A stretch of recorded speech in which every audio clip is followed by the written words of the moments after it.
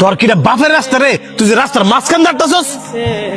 ভাই সরি, আমি বুঝতে পারি নাই, কারণ এই রোডে তো সবসময় গাড়ি আসে না।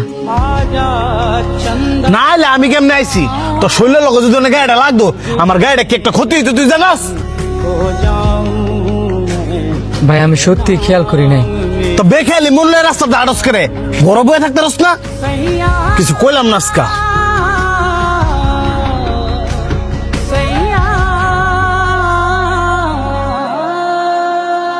বন্ধু, ওই লোকটা লগে না তোর খারাপ ব্যবহার করাটা উচিত হয় নাই।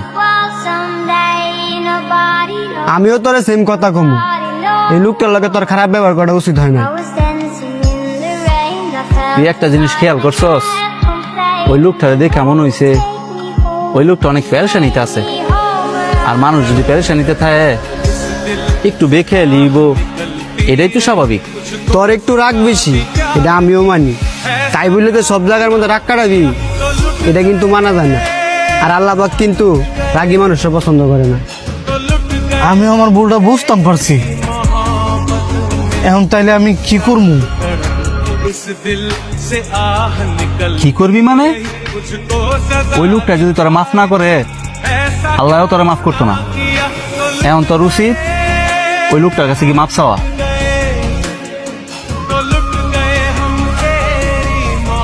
আয়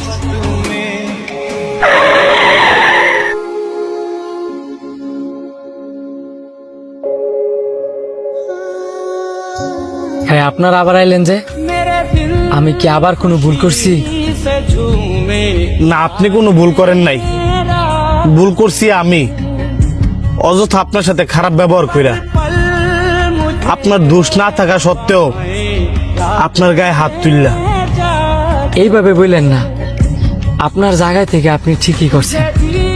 আমার এই বেখেয়ালির কারণে আপনার গাড়ির সাথে যদি আমি ধাক্কা খাইতাম, আপনার গাড়ির যেমন ক্ষতি হইতো, আমারও ক্ষতি হইতো। আমার বন্ধুটা একটু রাগী, যে কারণে রাগ কন্ট্রোল করতে না পাইরা আপনার লগে খারাপ ব্যবহার করে লাইছে।